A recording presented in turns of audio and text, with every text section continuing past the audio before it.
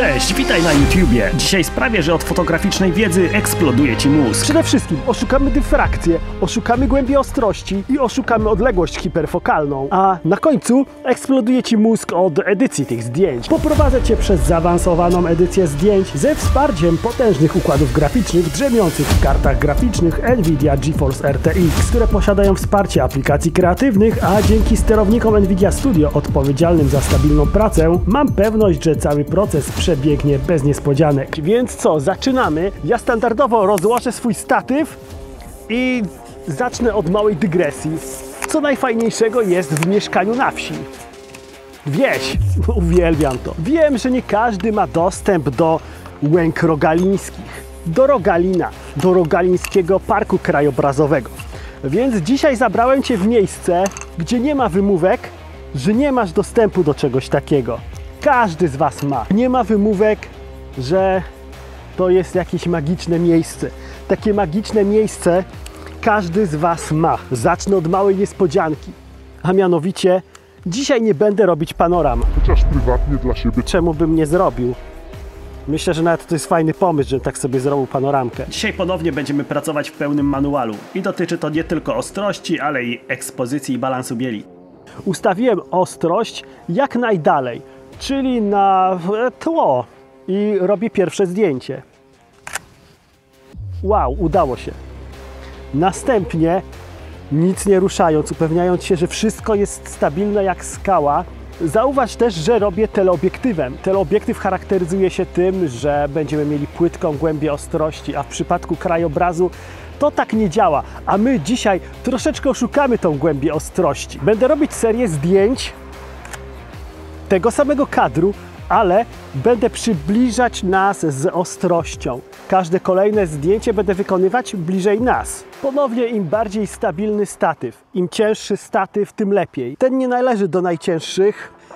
W bezlusterkowcach fajne jest to, że gdy kręcę sobie pierścieniem ostrości, to wyświetla mi się skala odległości. Więc tak sobie klikam co metr. Jestem już na 4 metrach. I 3 metry to jest to, gdzie kończy mi się mój kadr. A teraz fajna podpowiedź, coś Ci pokażę. Kończąc taką serię możesz wykonać ślepe zdjęcie, czyli zasłaniasz obiektyw i wykonujesz zdjęcie. Ale ja mam jeszcze jeden fajny trik. Ja mam ustawioną klasyfikację zdjęć, czyli gwiazdki. Mogę nadawać gwiazdki już podczas sesji. Widzisz? Mam jedną gwiazdkę. Kolejne zdjęcie oznaczam sobie już gwiazdkami, żebym wiedział, że te zdjęcia wykonałem w jednej serii. To, co widzę, to jest to, że warunki pogodowe też się zmieniły. Chmury szybko płyną po niebie. Jeśli tak jak ja macie pilot, to mam fajny trik dla Was. Gdy delikatnie ruszycie pierścieniem ostrości, włącza Wam się lupka, a za pomocą krzyżaka na pilocie możecie sobie nią sterować. Nie ruszacie aparatem, przez to te zdjęcia będą dokładniejsze. Warunki są lepsze niż się spodziewałem. Słuchaj, zdążyliśmy już zrobić zdjęcia. Znajdujemy się na planie zdjęciowym. Tak naprawdę tutaj powstało też parę zdjęć. Ponownie widzę jakieś bociany. W tym miejscu udało się zrobić fantastyczne zdjęcia z krukami i z innymi mniejszymi ptakami.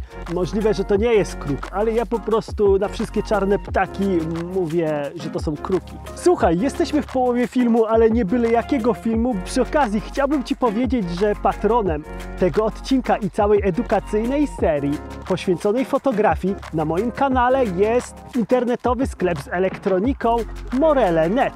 Nie mam pojęcia, jak się zapatrujesz na takie rzeczy, ale nie lubię siedzieć w domu i każdą chwilę wolę spędzać na świeżym powietrzu. A przed nami edycja zdjęć i tak sobie pomyślałem, że poedytujemy sobie zdjęcia tutaj, na planie zdjęciowym. Pamiętaj, że takie rzeczy tylko u mnie, na moim kanale.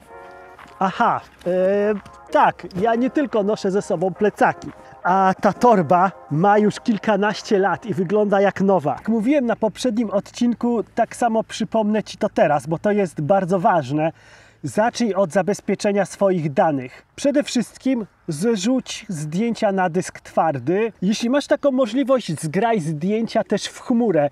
I ja też tak robię. Ustawiam sobie mobilny hotspot. Zdjęcia będą zgrywane na dysk, będą wysyłane też w chmurę, a ja w międzyczasie sprawdzę coś bardzo istotnego. A mianowicie sprawdzę, czy aby na pewno mam zainstalowane aktualne sterowniki NVIDIA Studio. Ale NVIDIA Studio to nie tylko sterowniki, to cała platforma stworzona z myślą o nas, twórcach. Znajdziesz tutaj całą masę narzędzi pomocnych do tworzenia. Między innymi narzędzia streamingowe oparte na sztucznej inteligencji, a nawet chatbota, którego możesz sobie zainstalować lokalnie na swoim komputerze. W ostatnim odcinku opowiadałem Ci, jak zoptymalizować komputer do pracy z Lightroomem czy Photoshopem. Ale oczywiście zostawiłem też coś na dzisiaj.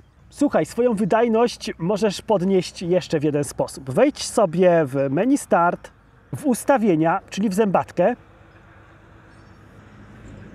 następnie system, wyświetlacz, zejdź na sam dół i znajdź zakładkę grafika. Kliknij w nią. Znajdziesz tutaj fajne ustawienia, które się nazywają opcje niestandardowe dotyczące aplikacji. Możesz tutaj sobie dodać aplikacje zainstalowane lokalnie i aplikacje ze sklepu Microsoft. Odnajduję program, na którym będę pracować. Wybieram plik exe, czyli photoshop.exe. Musisz go zlokalizować. Są na to dwa sposoby. Jeśli gdzieś masz skrót do Photoshopa, wystarczy, że klikniesz go prawym klawiszem myszy i wybierzesz opcję Otwórz lokalizację pliku. Pojawił mi się na liście programów i zaznaczam opcję Wysoka wydajność. W przypadku pracy na urządzeniach mobilnych ma to ogromne znaczenie, gdyż zazwyczaj wygląda to tak, że kiedy jesteście odcięci od źródła prądu, wasz laptop za wszelką cenę chce chronić baterię, obniżając tym samym prędkości procesora, karty graficznej. A dlaczego chcemy tego uniknąć? Bo dzisiejsza edycja będzie edycją hardkorową, podczas której nie jedna karta graficzna by się spociła. Ale tutaj akurat mam szczęście, bo na pokładzie tego komputera mam GeForce'a RTX 4080, który poradzi sobie nie tylko z takimi plikami. Witaj ponownie w moim studio. Moje zdjęcia zostały już zabezpieczone i zgrane na dysk twardy, więc możemy zacząć naszą wspólną przygodę z edycją w programie Adobe Photoshop. Ale jeśli posiadasz Adobe Lightroom, to powinno tutaj być do pewnego momentu bardzo podobnie, a dalej no cóż, dzisiejszy odcinek, mówię z góry, jest bardziej dla osób, które chcą się nauczyć czegoś więcej w Photoshopie. Pamiętasz, kiedy mówiłem o tym, aby oznaczać zdjęcia, oceniać zdjęcia jeszcze w trakcie sesji zdjęciowej? Wrzucam do Photoshopa zdjęcia, które zrobiłem i nie sprawdzam, czy to jest akurat ta właściwa seria. Zobacz, co się stanie dalej. Uruchamiam filtr i wyszukuję po jednej gwiazdce, bo wcześniej w trakcie zrobienia zdjęć nadałem tym zdjęciom, które mnie interesowały, jedną gwiazdkę. Zarówno Adobe Lightroom, jak i Photoshop korzystają z funkcji ocen dostępnych z poziomu aparatu. To jest mega ułatwiające. Zaznaczam wszystkie zdjęcia, które zostały oznaczone jako jedna gwiazdka i zaczynam właściwą edycję. Podczas dzisiejszej sesji bardzo mocno wiało i musiałem zmienić obiektyw. Zrobiłem to co prawda w bagażniku, ale wiem, że sporo farfrocli naleciało mi na moją matrycę. No i już na dzień dobry skorzystamy z funkcji, która bardzo mocno obciąża nasz komputer. I funkcja ta w dużej mierze opiera się właśnie na działanie karty graficznej. Staram się pousuwać tylko paprochy, które są na matrycy. Kurz i owady znajdujące się w powietrzu raczej będę starał się omijać. Gdy już z grubsza uporałem się z wszystkimi plamami, przechodzę do dalszego etapu edycji, która będzie teraz polegać na takich podstawowych korektach, czyli balans bieli i ogólny kontrast. Nie staram się nadawać w tym momencie zdjęciu finalny wygląd. Bardziej idę w minimalizacji kontrastów. Obniżam nasycenie i staram się odzyskać, gdzie mam przepalone światło lub całkowite czarne cienie. Zaznaczam też korekcję optyki, tak żeby program pozbył się winiety i aberracji chromatycznej. Dopiero po tym etapie zaznaczam wszystkie pliki, klikając przycisk Ctrl+A. Prawym klawiszem myszy klikam na pliku, których przed chwilą edytowaliśmy i każę zsynchronizować ustawienia z resztą plików. To może potrwać dłuższą chwilę z uwagi na to, że korekty, które stosowaliśmy, czyli usuwanie plam na matrycy, jest oparte na sztucznej inteligencji. No i komputer musi każde zdjęcie z osobna przerobić. Gdy nasza karta graficzna uporała się już z zadaniem, przechodzę do dalszego etapu edycji. Co prawda to zdjęcie jest pozbawione szumu, ale opcja odszumiania ogólnie polepsza wygląd zdjęcia. troszeczkę je wyostrzając, a to wyostrzenie będzie bardzo potrzebne w dalszym etapie. Zaznaczam zatem opcję inteligentnego odszumiania i komputer ponownie będzie mielić pliki. Może to zająć ponownie dłuższą chwilę, gdyż w tym momencie komputer nie tylko ulepsza nasze zdjęcia, ale także zapisuje je jako pliki DNG. To kolejna faza edycji, która pochłania duże zasoby naszego komputera. I w tym przypadku nieodzowna jest bardzo dobra karta graficzna. No chyba że dysponujesz bardzo dużą ilością wolnego czasu. Zaznaczam co drugie zdjęcie, czyli w naszym przypadku będą to te pliki DNG, które zostały przed chwilą stworzone. Gdy mam je wszystkie już zaznaczone, klikam w otwór. Adobe Camera Raw automatycznie wgrywa te zdjęcia do Photoshopa. Każde oddzielnie, jeden po drugim. I ponownie może to trwać bardzo długo albo bardzo krótko. Wszystko w zależności od tego, jak potężną masz kartę graficzną. A teraz będzie już tylko z górki. Chcemy, aby wszystkie te zdjęcia znalazły się w jednym dokumencie jako warstwy, jedna na drugiej. Wchodzimy w menu plik, skrypty, wczytaj pliki do stosu. A następnie klikamy w otwórz otwarte pliki. Zaznaczam opcję próby automatycznego wyrównania obrazów. I tak zgadłeś, ponownie czeka nas dłuższe czekanie. A to tylko dlatego, bo tej funkcji nie wspiera tutaj karta graficzna. Myślę, że to jest odpowiedni moment, aby wspomnieć o patronie tego odcinka, całej edukacyjnej serii, czyli Morele.net. Internetowy sklep z elektroniką, który jest jednym z liderów polskiego rynku e-commerce w segmencie dystrybucji elektroniki użytkowej, czyli komputerów, laptopów, podzespołów komputerowych, RTV, AGD. No i co też ważne, mają w swojej ofercie aparaty, ale ja jeszcze wam udowodnię, że aparat nie jest najważniejszy. Program utworzył nam nowy plik, który nazywa się bez nazwy _1. Wrzucił do niego wszystkie zdjęcia pod postacią warstw, a najlepsze w tym wszystkim, że wyrównał je. No i nadszedł punkt kulminacyjny. Gwóźdź programu. Oszukujemy dyfrakcję, odległość hiperfokalną i upokarzamy płytką głębi ostrości. W tym celu zaznaczam wszystkie warstwy, klikam na pierwszej i klikam z Shiftem na ostatnią. Następnie wchodzę w menu edycja, a następnie automieszanie warstw. Mamy tutaj dwie opcje. Pierwsza dotyczy panoram, ale my zajmiemy się dzisiaj drugą opcją. Klikam utwórz stos z obrazów i dajemy OK. No i po raz kolejny obalam mit, miejską legendę, która głosi: do Photoshopa, do Lightrooma, do edycji zdjęć nie potrzebujesz wydajnej karty graficznej. To już kolejny raz w tym odcinku, kiedy RTX ratuje nas przed zaśnięciem przed monitorami, a mnie przed pogryzieniem przez komary. No i stało się, gotowe. Ale co tak naprawdę zrobiliśmy? Technika, którą dzisiaj się zajmowaliśmy, nazywa się focus stackingiem. Jej celem jest uzyskanie maksymalnej, niemożliwej do osiągnięcia aparatem głębi ostrości. Ogromnej głębi ostrości i to dowolnej głębi ostrości, która może sięgać od kilku centymetrów aż do gwiazd. Możemy przy tym pracować na najostrzejszej przesłonie obiektywu i minimalizujemy efekt dyfrakcji. Taka technika stosowana jest nie tylko w krajobrazach, ale i w makrofotografii, gdzie głębia ostrości liczona jest w ułamkach milimetra. Przyjrzyjmy się naszym efektom. Z przodu na pierwszym planie mamy wszystko ostre, plan środkowy ostre i tam daleko trzeci plan, jak ja to mówiłem, tło, też totalnie ostre. Przypominam, że wiało jak jasny gwint i to, że nie powstały żadne artefakty, a na pierwszym planie mamy ogrom detali, to nie jest żadna magia. To po prostu nauczanie maszynowe. A w realizacji takich zadań pomagają rdzenie Tensor, znajdujących się w procesorach GeForce RTX NVIDIA.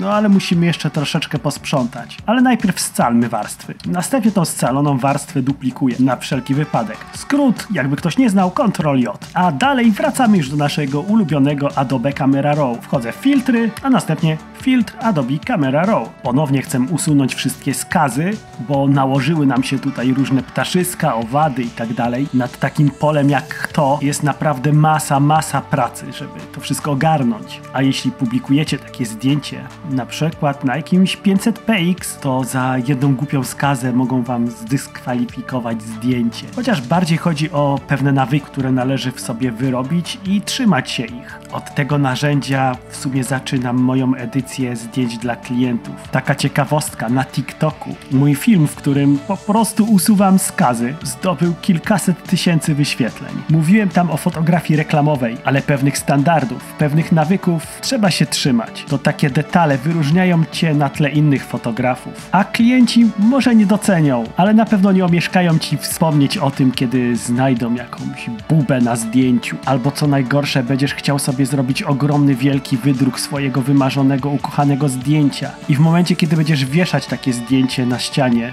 i będziesz bardzo, bardzo blisko, to zobaczysz te wszystkie skazy i zęby zaczną ci zgrzytać. I w zasadzie mamy to zdjęcie, ale co to za zdjęcie bez edycji, więc musimy tutaj troszeczkę się pobawić i balansem bieli, i kontrastami, a co najważniejsze, zbudować pewną atmosferę tego zdjęcia. Przechodzę do panelu gradacja kolorów. To jeden z moich ulubionych paneli. Za pomocą tych 3 kół możesz sprawić, aby twoje zdjęcie zmieniło kolor tylko w cieniach, półcieniach lub światłach. Zależy mi na tym, aby ta facelia była facelią. Jesteście już po zadaniu domowym. Liczę na to, że odwiedziliście już stronę Adobe Color i wykuliście koło kolorów na pamięć, a skoro tak, to wiecie, w którym kierunku edycji zmierzam. Powinniście już wiedzieć, które kolory chcę wyeliminować z tego zdjęcia i którymi barwami zagrać. Mała podpowiedź. Obecnie na tym zdjęciu mamy przewagę zieleni i magenty, fioletu. Mamy też delikatne błękity i żółcienie. Są 2 wyjścia z tej sytuacji. Możemy wyeliminować błękit i żółty, ale z drugiej strony możemy stworzyć drugą parę kolorów komplementarnych. Tylko musielibyśmy je zbalansować i podbić względem pozostałej pary kolorów. W międzyczasie stworzyłem parę masek i zrobiłem parę edycji lokalnych za ich pomocą. Między innymi wydzieliłem niebo, przyciemniłem pierwszy plan, ale najważniejszy trik zostawiłem na końcu, dla Was. Chciałbym, żebyście zwrócili uwagę, jak za pomocą inteligentnych filtrów, automatycznego zaznaczania obiektów możemy odseparować takie obiekty jak na przykład drzewa. A dlaczego chcemy odseparowywać drzewa? Tak jak mówiłem w poprzednim odcinku, interesuje mnie głębia, perspektywa powietrzna. Taką będziemy starali się zbudować. Zależeć mi będzie na tym, aby wydobyć te drzewa z tła, dać im więcej kontrastu. Chcę wydobyć niebo za pomocą krzywej. Zakrzywiam ją w stronę cieni i to samo robię ze światłami, tworząc duży kontrast. Dobrym patentem w takiej sytuacji jest skorzystanie z panelu efekty i podbicie przejrzystości. To także rodzaj kontrastu. Jednak w tej sytuacji krzywa będzie nieoceniona. Zapamiętaj sobie, że jeśli używasz krzywej i bawisz się krzywą, to w tym samym momencie podbijasz kolory na swoim zdjęciu, zwiększając ich nasycenie. Poniżej krzywej masz taki suwak, poprawa nasycenia. Bardzo często z niego korzystam i daję na 0. To trik, którego nauczyłem się montując filmy. Nie chcę przesadzać z tym niebem, dlatego stosuję gradient liniowy, którym zminimalizuję ten efekt, czyli de facto odejmuję od nieba to, co zaznaczę gradientem liniowym, bo maski nie tylko się dodaje, ale i odejmuje. Wiele razy stosuję technikę, którą nazywam zaznaczanie przez odwracanie. Jak widzieliście na filmie, mieliśmy zmienne warunki pogodowe i słońce tańczyło nad tym polu. I tak, każde zdjęcie z tej serii było inne i chciałbym to oddać na tym zdjęciu. Odtworzyć te plamy, które widzieliście. Plamy słońca, bo niestety program to wszystko uśrednił. Ma to swoje plusy i minusy. Plus jest taki, że starał się zachować naturalne kolory. Robiąc te zdjęcia nie wiedziałem, jak to do końca wyjdzie w programie. A teraz ponownie przejdźmy do budowania głębi. Za pomocą inteligentnej maski wybierz obiekty, zaznaczam szpaler drzew. To narzędzie może nie jest idealne, ale i tak daje rewelacyjne efekty. A gdybyśmy zastosowali tutaj ręczną technikę i zaznaczali to wszystko pędzlem, to po pierwsze byłoby to mniej dokładne, a po drugie zajęłoby to bardzo dużo czasu. Ja wolę się posiłkować kartą graficzną, która pozwoli mi to wszystko zrobić szybko i w wielu miejscach dokładniej niż bym to robił ręcznie. Oczywiście sztuczną inteligencję trzeba poprawiać i stosuję tutaj owe negatywne zaznaczanie. Gdy główny obiekt jest zaznaczony, czyli te drzewa, niestety zaznaczone jest też w większości przypadków tło, więc stosuję tutaj negatywną maskę, zakres kolorów, która odejmie ten błękit z zaznaczonego obiektu. A gdy wszystko już jest dobrze zaznaczone, to nadaje tym drzewom więcej kontrastu. Jednym słowem staram się je przyciemnić. Podobnie robię z tym jednym drzewem, samotnym drzewem. Używam w tym celu zasobożernego narzędzia. Cała moc karty graficznej skierowana jest do Photoshopa, a nagrywałem to wszystko OBS-em. Ja mam skonfigurowany system w ten sposób, że chcę, aby cała moc szła do Photoshopa. I z mojej perspektywy to wyglądało naprawdę bardzo płynnie. Po tym jak zająłem się samymi drzewami, chciałem zająć się tłem.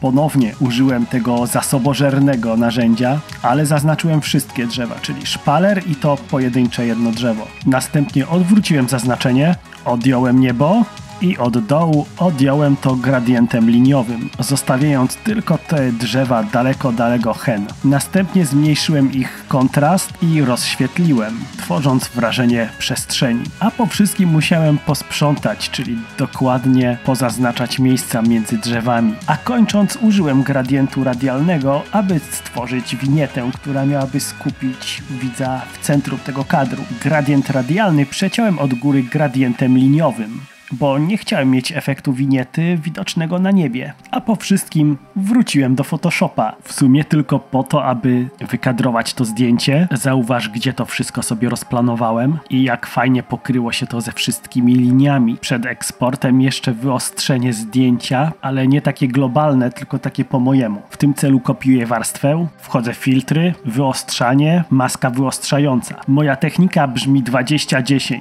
Pierwsze wyostrzanie traktuję 20. Pamiętaj, że wyostrzanie to taki lokalny kontrast. Ten pierwszy stosuję tylko do głównego tematu. Z tą ostrością trzeba bardzo delikatnie. Tworzę maskę, odwracam ją, a następnie białym pędzlem zamalowuję tylko to, co chcę, żeby było delikatnie podostrzone. Krycie pędzla maksymalnie 20. Następnie idzie combo Ctrl-Shift-Alt-E i ponownie filtry, wyostrzanie, maska wyostrzająca, ale tym razem robimy dychę. Nad dychą nie trzeba myśleć. Dychę stosuję globalnie do wszystkiego. Ewentualnie dobrze jest odznaczyć sobie niebo. A na koniec zapisujemy nasze zdjęcia. Czy też bardziej eksportujemy nasze zdjęcia. Użyj opcji eksportuj, a następnie eksportuj jako. Jeśli dobrze przyłożysz się do konfiguracji tego okna, to w przyszłości za pomocą jednego kliknięcia będziesz mógł zapisywać sobie kilka zdjęć w różnych wielkościach. Na przykład pod druk i drugie pod Instagram. Ale czy tą technikę możemy stosować tylko w przypadku focus stackingu? Otóż nie i chciałbym Ci pokazać jeszcze jedną metodę, ale działa ona tylko wtedy, kiedy nie słuchasz internetowych mędrców, którzy Ci powtarzają, że teleobiektyw kompresuje tło, zmienia perspektywę. Ogniskowa tak naprawdę nic nie zmienia. Zrobiłem serię zdjęć na różnych ogniskowych, na 200 mm i na 70 mm. Zależało mi na szerokim kadrze i na detalach, a detalami były ptaki. Miałem wrażenie, że kruki przeganiały tych małych wariatów. To jest zbiór, można powiedzieć, randomowych zdjęć. Zrobionych z ręki, zrobionych na szybko. Ale te wszystkie zdjęcia posłużą nam do tego, aby zrobić jedno całkiem porządne zdjęcie. Ponownie wszystkie zdjęcia eksportuję do Adobe Camera Raw. Zabieram się za najszerszy kadr i robię wstępną edycję. Z tym, że już na początku chciałbym nadać jakiś kierunek temu zdjęciu. Dlatego oprócz balansu bieli zahaczam też o mój ulubiony panel kalibracja, gdzie dostosowuję kolory, a następnie przechodzę do gradacji kolorów, aby nadać temu zdjęciu dany klimat. Kołem odpowiedzialnym za światła odzyskuję błękit nieba. Chłodne cienie chcę ocieplić, więc wchodzę na koło cieni i delikatnie przesuwam je w stronę żółtego koloru. Podobnie z półcieniami. Z tym, że półcienie ocieplam agresywniej. Następnie suwaczkami mieszanie i balans. Chcę zbalansować cienie względem światła, gdzie się wypoziomować. W skrócie chodzi o to, aby światła oddziaływały tylko i wyłącznie na niebo i ewentualnie delikatnie muskały najdalej położone czubki drzew. Następnie przechodzę do panelu z ekspozycją. Zależy mi na kontraście na tym zdjęciu, dlatego suwak odpowiedzialny za najciemniejsze, czarne partie obrazu przesuwam w lewą stronę, na minus, zwiększając cienie, zaś suwak odpowiedzialny za białe partie obrazu przesuwam w prawo, rozjaśniając zdjęcie. Sprawia to, że zdjęcie będzie bardziej kontrastowe, szczegółowe i ciekawsze. Gdy już korekcję kolorystyczną mamy załatwioną, zaznaczam wszystkie zdjęcia i synchronizuję je z pozostałymi, tak aby zdjęcia wyglądały w miarę tak samo. W dalszej kolejności chcę zaznaczyć wszystkie zdjęcia z interesującymi obiektami, czyli z ptakami. Nadaję im gwiazdkową ocenę. Otwieram wszystkie oznaczone przeze mnie zdjęcia z ptakami. Photoshop ładuje wszystkie zdjęcia oddzielnie, jedno po drugim. To może trochę potrwać. Teraz podobnie jak zaczynaliśmy ostatnio, wchodzimy w plik, skrypty, wczytaj pliki do stosu. Klikam dodaj otwarte pliki i zaznaczam próbę automatycznego wyrównania obrazów. Klikam OK. Komputer w tym czasie analizuje i wyrównuje wszystkie zdjęcia. Gdy warstwy z poszczególnymi zdjęciami zostały już na siebie nałożone, możemy zobaczyć, co tutaj się stało. Faktycznie zdjęcia są wyrównane, ale jak widzicie, różnią się delikatnie ekspozycją i obiektami na zdjęciach. Ale nie martw się, zaraz coś z tym zrobimy. Przy okazji zobaczmy, co tutaj się zadziało z naszymi obiektami, czyli z ptakami. Niektóre zostały rozmazane przez to, że nachodziły jeden na drugi. Aby to naprawić, najprostszym sposobem jest utworzenie pustej warstwy i korektorem do wymazywania plam z uwzględnieniem zawartości usuwamy obiekty, które nas nie interesują. Gdy z grubsza usunąłeś już artefakty, zaznacz wszystkie warstwy. Zaznacz pierwszą warstwę, a następnie kliknij na ostatnią, ale z shiftem. Następnie wejdź w menu edycja i automieszanie warstw. Następnie utwórz stos z obrazów. Gdy wszystko będzie już gotowe, nową warstwę przez scalanie. W tym celu posłuż się skrótem Ctrl-Shift-Alt-E, a następnie otwórz ją w Adobe Camera Raw. Wejdź w filtry, filtr Adobe Camera Raw. Wstępną kolorystykę i balans bieli mamy już za sobą, dlatego od razu możemy przejść do masek. Chcę podkreślić to okno w lesie, w którym znalazł się kruk. Używając gradientu radialnego, tworzę rozległą, poziomą elipsę wzdłuż pola, tak aby podkreślić jasne partie obrazu. Delikatnie zwiększam ekspozycję. Nie chcę też podnosić jasności na całym polu, dlatego odejmuję od elipsy gradient liniowy. Na wszelki wypadek odejmuję jeszcze partię obrazu z pierwszego planu, ale przy takiej kolei rzeczy ekspozycja podnosi się nie tylko w jasnych partiach obrazu, ale i w cieniach, dlatego muszę wyłączyć oddziaływanie tej maski na ciemne partie obrazu. Stosuję kolejną negatywną maskę, zakres luminacji. Klikam próbnikiem w najciemniejszy punkt, następnie zaznaczam pokaż maskę luminacji i staram się dostosować ten zakres na tyle, aby oddziaływał tylko na najjaśniejsze punkty kadru. A tak wygląda zdjęcie przed i po. Następnym krokiem jest próba budowania ścieżki, którą będzie podążać widz. Chcę delikatnie rozjaśnić trawy na pierwszym planie. Rozjaśnianie nie zawsze polega na rozjaśnianiu, tylko odwrotnie, na przyciemnianiu. Dlatego tworzę jeszcze raz gradient radialny, umieszczam go mniej więcej w środku kadru, tam gdzie mamy jasne partie obrazu, a następnie go odwracam. Pewnie już pamiętasz zasadę, żeby niebo nigdy nie było ciemniejsze od ziemi. I aby do tego nie doszło, od tej maski odejmuję kolejną maskę, gradient liniowy, zaznaczając nim niebo.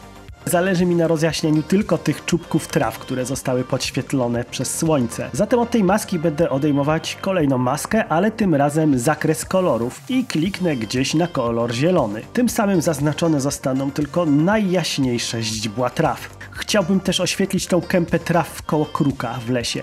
Kolejny raz rysuję gradient radialny, podciągam ekspozycję i delikatnie ocieplam ten fragment. Od gradientu radialnego odejmuję pędzel i zamalowywuję nim cały obszar dookoła traw. Po raz kolejny tworzę winietę, czyli rysuję gradient radialny i odwracam go, a następnie zmniejszam ekspozycję. Tworzę nową maskę, zaznaczając niebo, ale odejmuję od niej zakres luminacji, klikając pipetą w najciemniejsze miejsca kadru.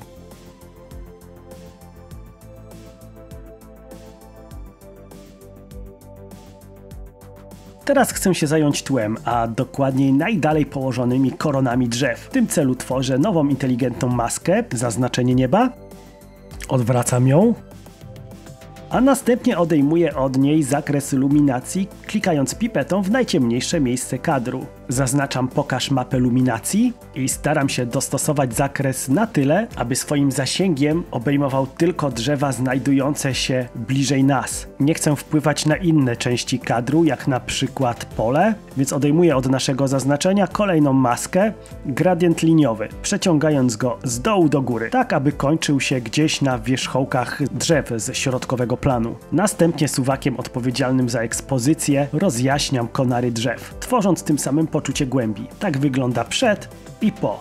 Według mnie różnica jest kolosalna. Kontynuuję tworzenie poczucia głębi i chcę się zająć drzewami, które wcześniej ominęliśmy, czyli znajdującymi się przed tymi położonymi najdalej nas. Tym razem tworzę duplikat ostatnio powstałej maski, ale przez odwrócenie. Następnie odejmuję niebo i od dołu odejmuję gradient liniowy. W taki oto sposób utworzyłem maskę, która obejmuje tylko drzewa ze środkowego planu.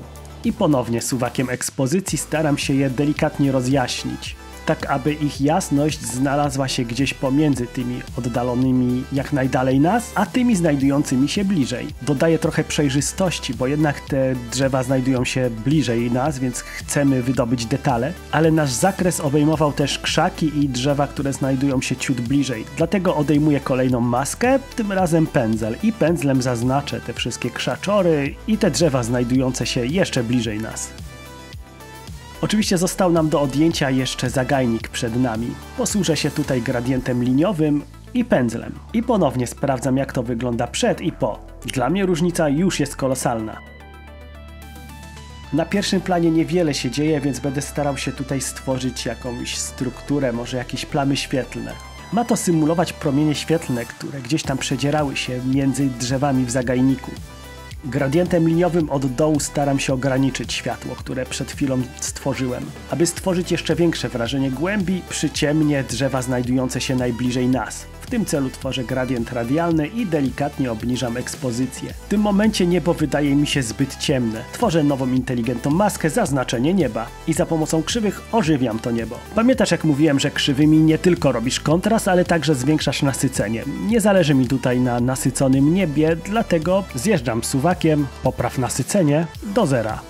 Niebo też posiada swoją głębię i nie chcemy, aby stanowiło jednolitą masę, dlatego ponownie użyję negatywnej maski i od dołu odejmę zaznaczone niebo gradientem liniowym. Następnie otwieram zdjęcie w Photoshopie, gdzie eksportuję zdjęcia w dwóch rozmiarach, oryginalnym i dostosowanym do social mediów.